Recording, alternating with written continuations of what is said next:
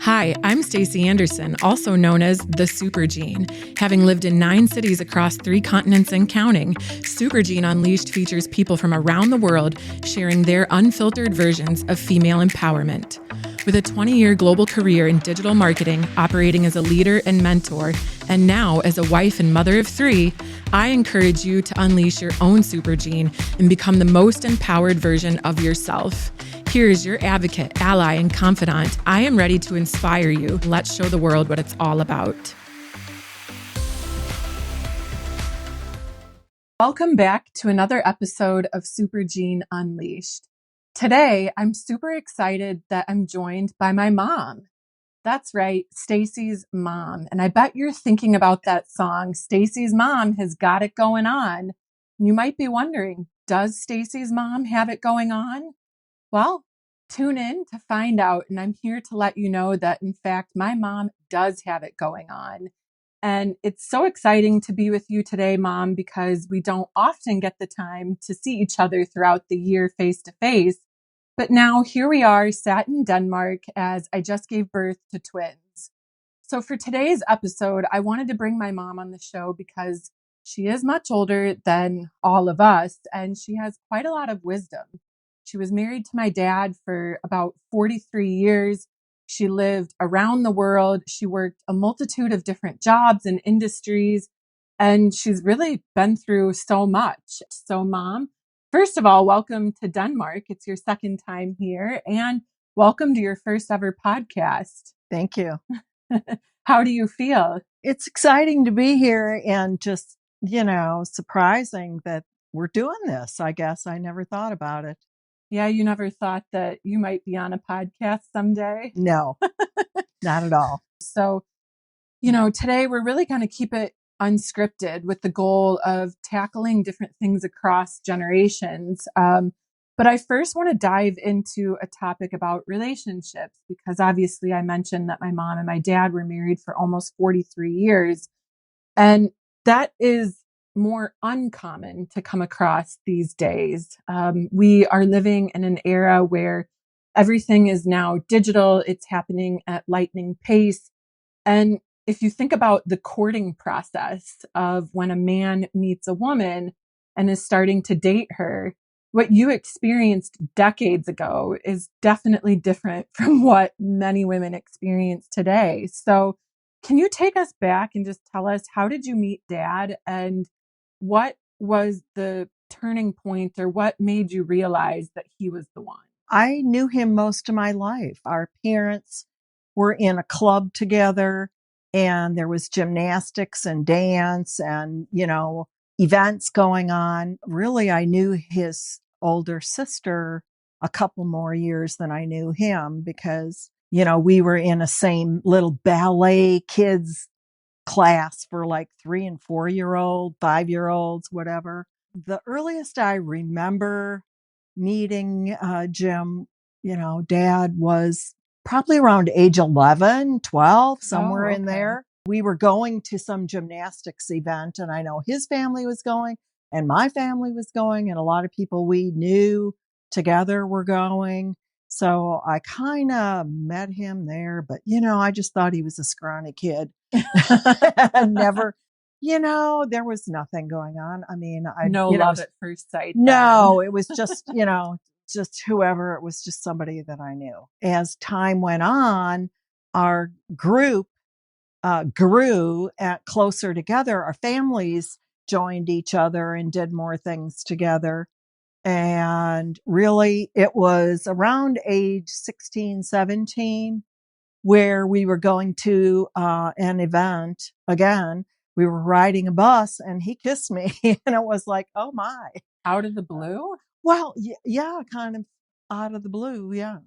And at that point, had you had an interest in him? Well, I mean, I thought he was cute then. Okay. I mean, at the event, we shared a 7-Up. I mean, It's kind of weird, but I don't know, there's really no reason. I mean, it just happened, and we kind of knew each other, and our friends kind of paired up. I remember hearing people talking about us, that we should be paired up. And I thought, well, we're too young for anything. But like I said, he kissed me one night and it was like, wow, I never had anybody kiss me so nice. That's so innocent. I mean, sharing a 7 Up is so old school. I mean, these days, I don't know if there's any sharing of anything. I mean, it's hard in a date, even for a man to even pay the bill for a drink. So it's kind of cute and innocent to hear that something like this happened so long ago. So fast forward a little bit, because I think it was roundabout college that you guys officially ended up together. Yeah. And so what was it about Dad that made you realize that he was the right person? Well, I always had fun with him. That's the key. I mean, he made me laugh. He made me happy. Those two things are great. He was kind. He was a gentleman. He opened the doors, on the car to the house, whatever, all the basics of being a gentleman. And, we were just kind to one another and we had fun. We had a lot of laughs. We had a lot of friends together.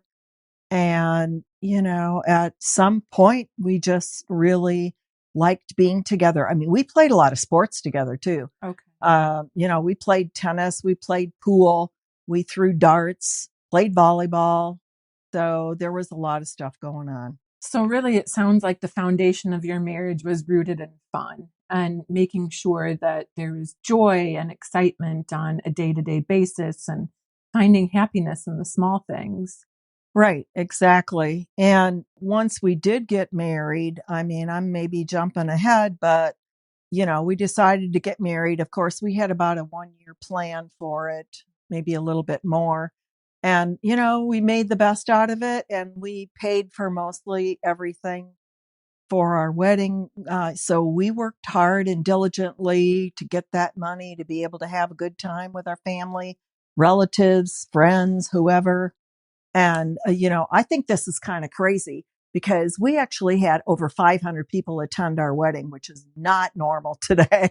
And we were not some, Well, in some cultures it is, but many cultures it's not normal. Yeah. So, I mean, that was kind of fun.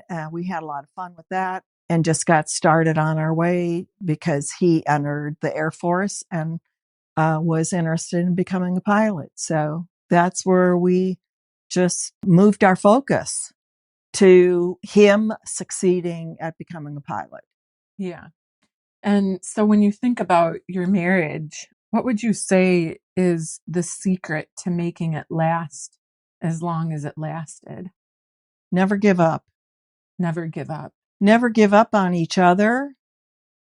Sometimes you need to be quiet and just let things be.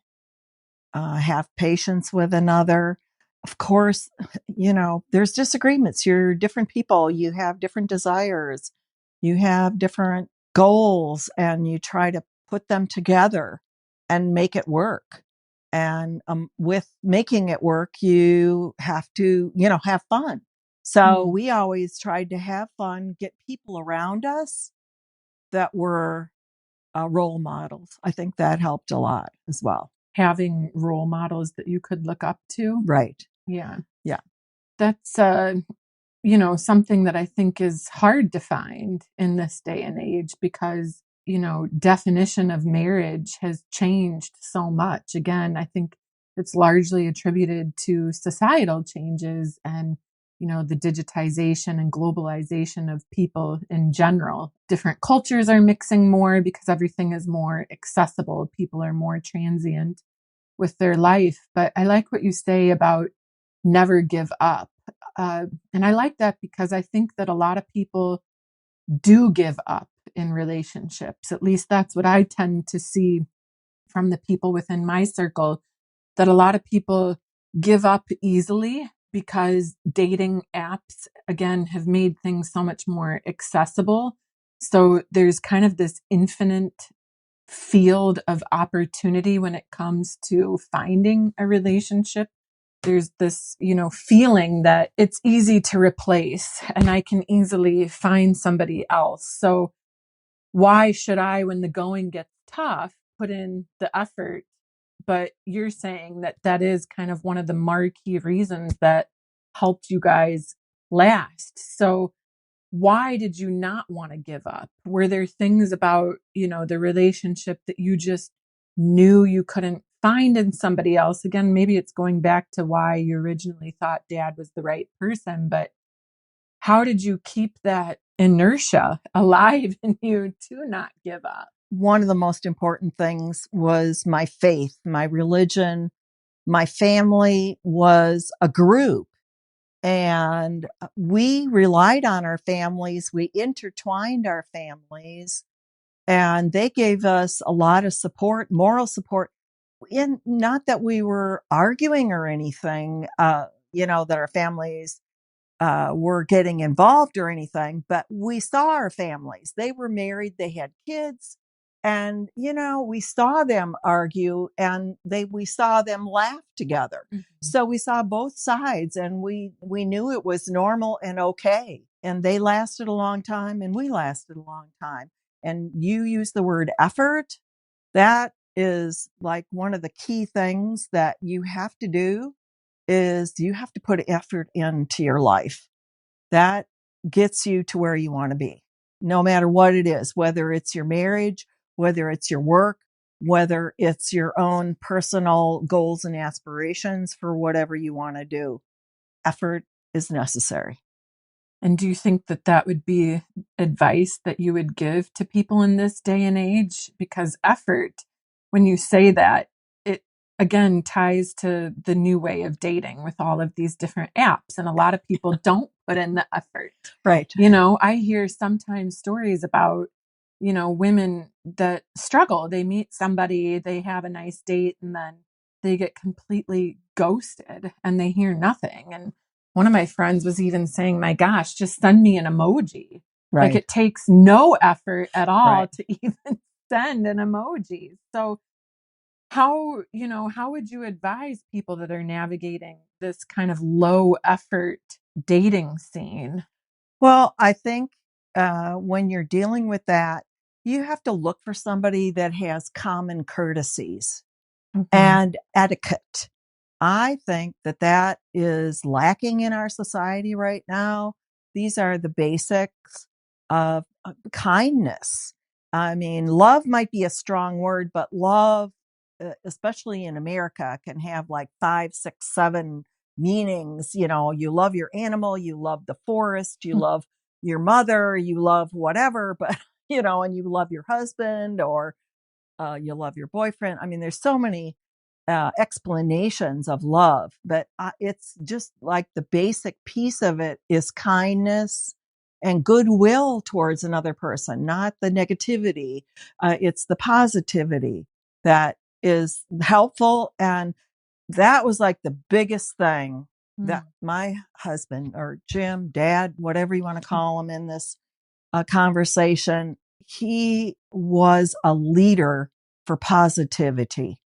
And he focused on positivity in so many aspects of his life. He always encouraged it, and he always walked away from negativity if he could, Mm. or pushed it aside.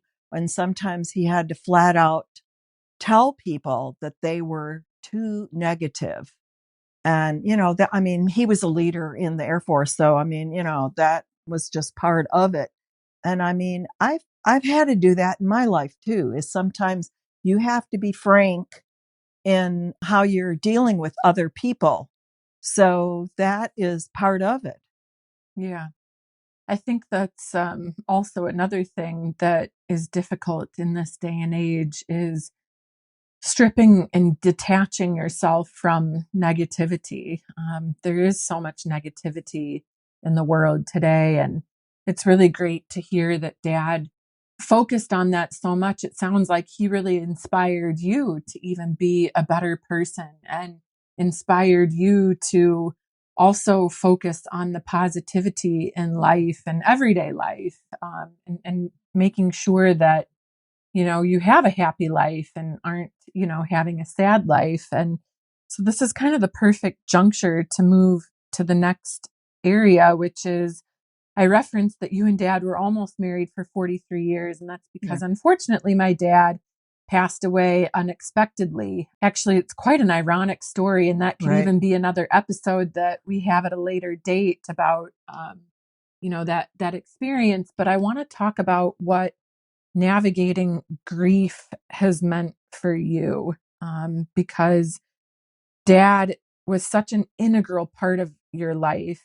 and you guys built a family. You built everything together. And at that point in time, you had moved to Florida and built a new house and had dreams for, what you would do in this later stage of life that unfortunately didn't get fulfilled. So when this happened unexpectedly, you were faced with a choice. And you were faced with a choice to either stay stuck in grief, which many couples do. You read about, people who were married for 40, 50 years and, one of them dies, and then the spouse actually dies pretty quickly thereafter because they just can't move forward. And the other option for you was to, of course, process what had happened, but reach the point of acceptance. And those are the stages of mourning, is eventually you reach a stage of acceptance and you move forward. What helped you reach the stage of acceptance, and how did you make the choice to move forward after facing such a difficult and shocking and life altering situation? It's very intense. There's no other word that can explain really what a person deals with when you have that grief of losing your spouse. You don't know who you are. You don't know what's happening. The good news is somehow a few years before this all happened, I have a niece who is like my best friend. And she and I talk about the craziest things. And so one of the things I had told her is, please, Bobby Joe, just make sure that I don't make any rash decisions in the first year. And I said, well, maybe in the first 6 months. I said, 6 months or a year. I don't know how long it'll take me. I can't even imagine losing my husband. I can't even think about it. But that conversation we had, I don't know how, but it came Wow. up. And so I actually kept leaning on that conversation. I had the 6 month timeline. I had the 1 year timeline. And so what I had to do for myself was I had to get into the corner, be alone. I had to go through the mourning. I had to try to be happy and courageous for my children because I knew that they were in shock just as much as I was. That's really the process that I did 6 months, and I did all the wrong thing. I did a lot of wrong things. It's okay. There is nobody that can understand what you go through when you lose a spouse that you love that much. There's no way to put it into words. Nobody understands except somebody else that went through something similar. It's impossible to prepare for. Right. No matter if you, like you did have the conversation with your niece, ironically, as you can say that you had that conversation, but at the same time, because you had never been through that before, you can't imagine how you would feel. Right. And so what I found myself doing was I actually, read the grief articles. I read the grief books. That really helped me. And I want to say something here now because I know we're talking to an audience that has a job. Well, guess what? When you lose your job, you could change a job or you could get fired or whatever. There's a grief period there. So this grief piece that I'm talking about can be related to many different things in your life, even grief in losing maybe you had a 1 year relationship with a guy or something. Yeah. And you're going through this grief cycle. And you can Google and find out what it is, but I was fortunate enough to have a networking group of people in the Chicago area that we actually talked about grief. And so I had that preparation as well. And so I gave myself 6 months. I gave myself a year. And, I almost moved. We looked at homes. I looked at places. I looked at apartments. I looked at houses. I just didn't know what to do. That's And right. I uh, remember that now. and then I just let it be. And it was like, okay, maybe I'm supposed to be here. And then a wise person told me, do you realize that it took you over a year to decide to move to Florida? So give yourself time. And I think that's what a lot of us don't do is give yourself what time if you're not ready for something, you can feel it internally and just let it be. And I remember something very crazy that at about the 2 year point, and maybe I'm jumping ahead on what you're thinking about talking about today, but it was right around the 2 year point where I made a decision. And this may be crazy, but my husband and I always went to church on Sundays. We always parked in the same spot, maybe one or two cars over. We were creatures of habit. We walked in the same door. And so what I did is I decided to make a change. And that's what you have to do. You have to change and figure out what that change is going to entail. So what I told myself was, okay, I'm going to park someplace else. So I parked in a different spot. I went in a different door. And when I went in that different door, there was somebody greeting me at that door. I'd never been greeted before. Okay. That little bit of a change, it might not seem like much, but just try it. Try parking in a different spot when you go to work. Maybe you'll feel better about it. I don't know. But I was amazed after a while how much that really helped me. That openness to make that first step of change. Yeah, and what I'm getting from that is it's all about the routine. So when you and dad were married and living your life, you had your routines. You Right. had your routines together. You had your routines, on a daily basis. And so going through this grief, it can be very difficult because if you continue with the same routine in the absence of that person, it can almost be too difficult to get yourself out of the black hole because Right. you are constantly reminded about, that person and their absence. So creating a new routine is a mechanism for helping you overcome grief and for starting anew. It's not to forget or negate, the impact of that person in your life, but it's giving you a way to have a fresh start and to, create something for yourself that isn't contingent on the person that's no longer there. Exactly. And that is really the hard thing. You need a lot of private time to just think. And I did take that time. I also decided to read books. I talked about mentors before, but I think reading books for knowledge is imperative. I did that all my life. That's one of the key things that has helped me.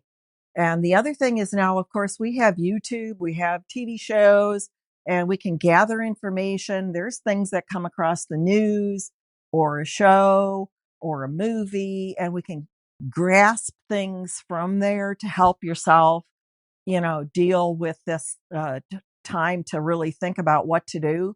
Because a lot of those shows really talk about, change in your life. And so this is what I did is I had to think about change. I had to be quiet in my own spirit and just let it be and accept things that were coming new into my life, whatever it was. Yeah. And I also want to just go back really quickly to something you said earlier as a call out, which was that you had decided to not make any major change for 6 months minimum. And then it ended up being a year. And I actually remember that when you were looking at apartments. And I think that's a really wise piece of advice. I remember I went through a really bad breakup, and it is like a grieving period because you start to think like, wow, I may never speak to this person again for the rest of my life. And that is a bit strange. And I had actually committed to the same philosophy, even though you and I never talked about it. No. I had said the same thing. I shouldn't make any major change for the first 6 months because I need to rediscover myself. I Yes. need to find out who am I in the absence of this person. So that's what I want to ask you next is after such a long time of being with dad, and it's you and dad in this unit, what was something that surprised you about yourself as you rediscovered yourself? I'm not sure there were surprises if I really think about it. I want to bring up something that I learned in seventh grade from this teacher I had. And she told me, dare to be different. And I've said that many times throughout my life. But this has really been the main pillar of who I am is dare to be different.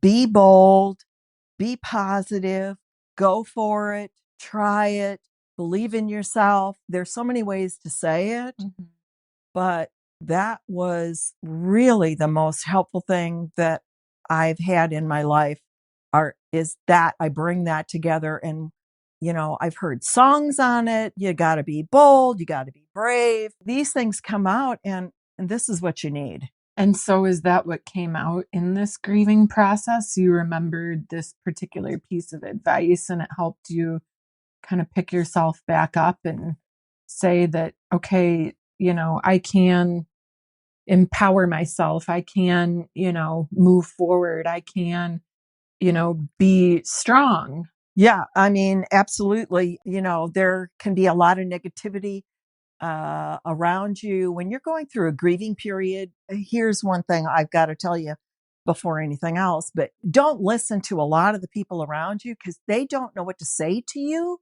Realize that. And that realization helped me because I had people say the craziest things to me. I had somebody say to me after like 2 months, "Oh, I hope you get married soon." Oh, And wow. start, start dating and get married. And I'm like, are you out of your mind? And so, no, just let that stuff go, roll off your back. But, Yeah, just, people don't know what to say. Sometimes yeah, people just say something because they genuinely don't know what to say. They don't know how to react to yeah, the situation. they want to be kind and, just let it be. And so, I mean, that's the main thing that I've been trying to do though, is to just try to stay positive and, keep that being bold and knowing that I can do it. I mean, there have been crazy things in my life that I never thought I could do or never thought I would go through or whatever. And so I just each time take a minute and just go for it and realize that you have it in you. I'm lucky. My older brothers, they were very kind to me Mm. in different ways in in teaching me that you are a good person, you have good qualities and you have it in you. You have the strength in you. I don't really know where it came from, but I saw them doing things that I never expect them doing. And so then I thought, well, shoot, I'm their sister. I can do it too. So, I didn't really think about male or female because people think, if you're a guy, you can do this. You're a woman, you can do that. No, no. I just thought I could do it no matter what it was. I love that. I think that, people get clouded by capability and capacity in the sense that sometimes they let their fears and imposter syndrome take over. And instead of going for it, they get stuck in this conundrum of what if, what if, this bad thing happens, or what if I mess up, or what if I, don't get that. But I like to think of it as, but what if everything goes right? You know, people often think about all of the bad things and, all of the negative outcomes of a possible decision. But I think we need to reframe things on what if it does all work out. And So it's really great to hear that you had that inspiration from such a young age, especially from your brothers, and that you felt like you could do it too, because I think that that probably gave you a lot of the strength and resilience that was needed to find your feet again and, really embrace and become your own person. I want to open up something a little bit more unique that you and I have talked about before. And that is that dad actually visited you in your Oh, dreams. yeah. And, there's kind of this whole question mark that obviously all of humanity has about the afterlife. And this could really open up a huge can of worms here. But what I really have found comforting in your grief journey are all of the stories that you've told me about with your dreams with dad, and kind of this reassurance where he's visited you and made you know that everything is okay. Can you maybe talk about one of the dreams that you've had and what this dream has done for you as well as part of the grief process, and how it has helped, I guess, help bring you comfort, from the other side? And do you Yeah. believe that it's real? Because Oh, definitely there's a lot of skepticism. And, just one last thing on this really quickly is I'll never forget that when dad passed, I think it was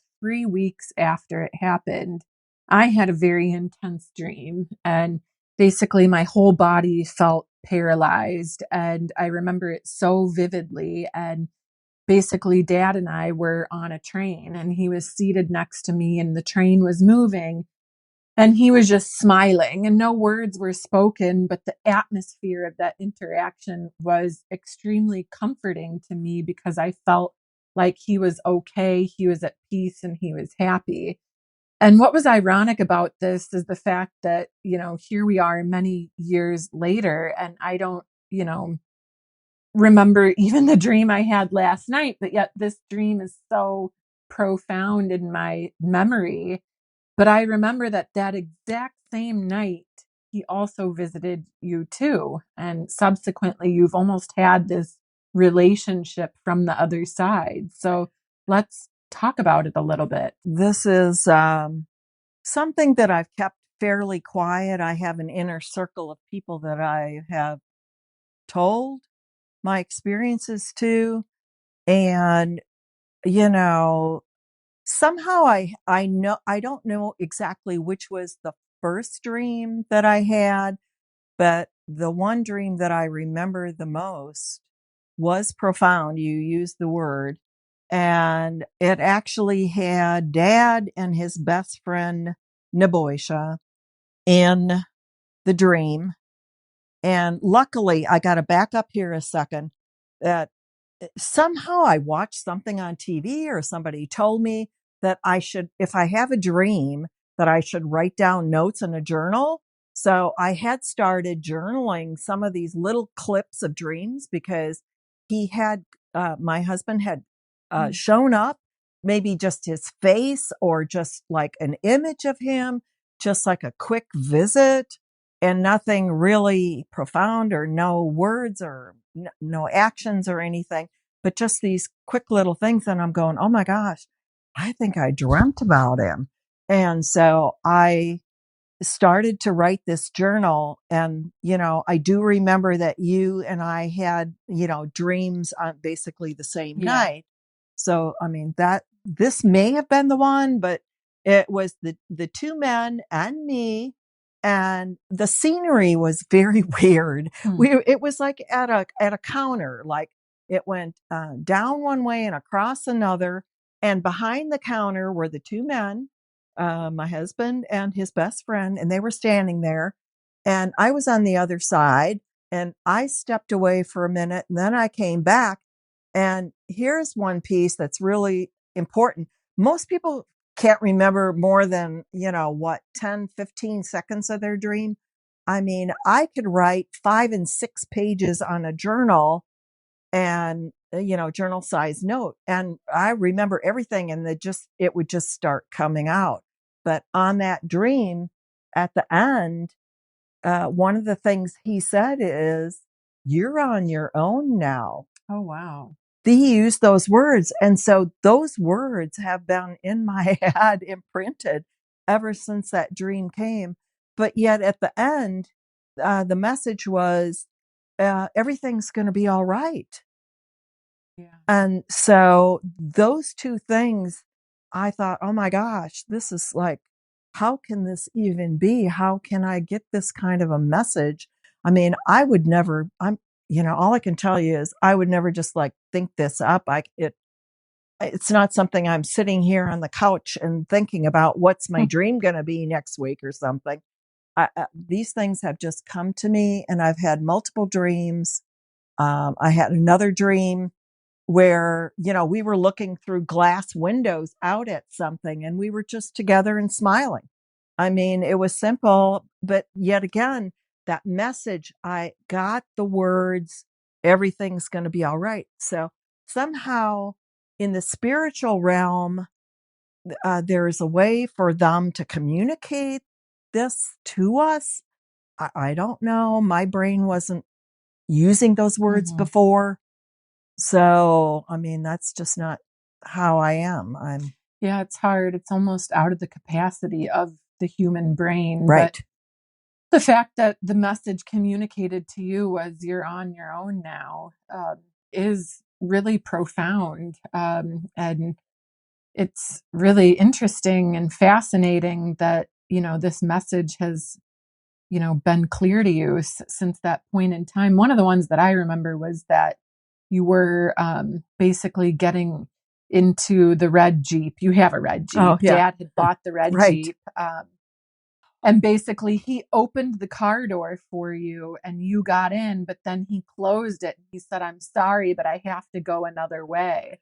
Yes. And that to me is Oh my so crazy gosh. because to what you just said about it's not like you're sitting on the couch and, coming up with the story of what your imagination might dream about that particular night. So that dream for me always stood out as something that was just really telling in terms of the possibilities of there being this spiritual realm or afterlife that's very difficult for us to even conceptualize. Right. And, just to mention, I mean, I have written in like 3 journals full of dreams. These are not just 1 or 2. And it's been associated with people that I've met.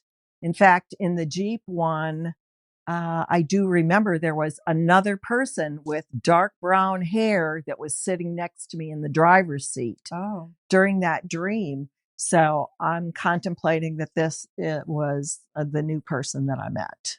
Okay. So, yeah. It's crazy. I mean, it definitely leaves, the mind to wander, but I am really, proud to see that you have taken, this life experience and turned it into something positive.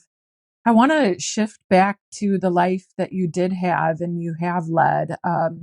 Obviously, I won't mention your age, but you have, Whatever. quite a few years on me. So reflecting back, um, you had quite a unique life with Dad and moving around and seeing and experiencing different things. What did you learn about in terms of adapting to new environments, cultures, and people? The words I always heard from Dad: cherish change, embrace it, embrace change. He always said those cliches, if you want to put it that way. He knew that we were going to be going through a period of change. Things were going to be hard. He prepared me for it. He always talked about, okay, we don't know this, we don't know that, but we got enough money to do this. We'll be okay.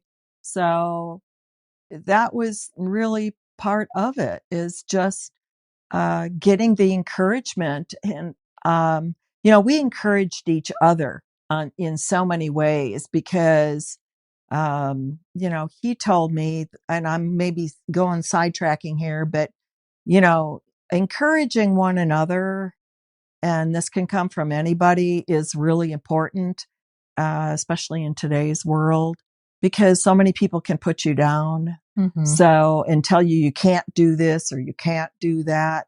I just pushed that aside. I always did, and just embraced the change that was facing me, and, kept going forward, kept trying to be positive, even though I had negativity inside of me.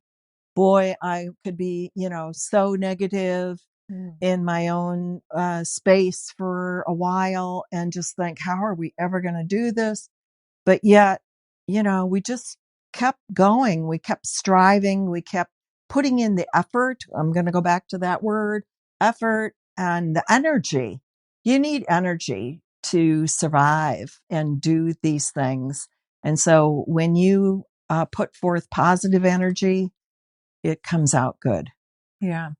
Cherish change. I don't know that I ever heard Dad say that, but I absolutely love it. Has a nice ring to it. Cherish change.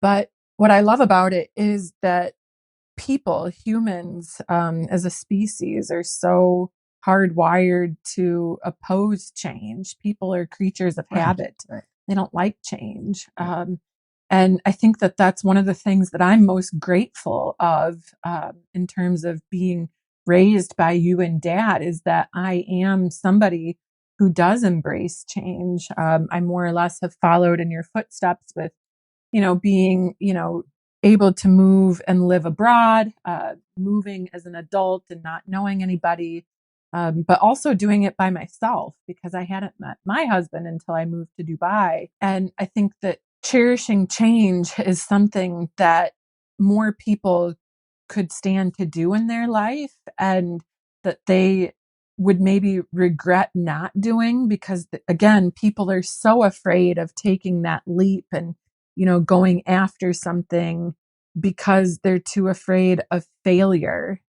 So, have you ever had anything in your life where you took, that leap of faith and you were afraid of failure, and maybe you did fail or maybe you didn't fail, but what's the life lesson that you could share with the audience today about taking that leap of faith and embracing that change in environment that you could also have that big failure too? I have two things. The first big thing, the fear of failure, was in gymnastics. I had another girl that came into the gym many years after I did. I started out very young. And, in those days, we weren't doing anything crazy difficult, Mm. but she could do something in the vault that I couldn't do. So we went to competition together, and I really pumped myself up. I put in the effort. I practiced. I did everything. I told myself I could do it. I did it. And I got a higher score than she did. So that's like, I was so afraid of not beating her. Yeah. I wanted to be the one that had the higher score in all the events. She beat me in a couple of them, but I beat her by one position, and I got a placement higher than hers. And so I was really excited. So that was like my biggest first thing. And then I guess in the work world, I mean, I was pegged to be a project manager. What do I know about being a project manager? Nothing. So I did a lot of things. This is another, piece that I can tell you. Don't be afraid to just be stuck in a hole.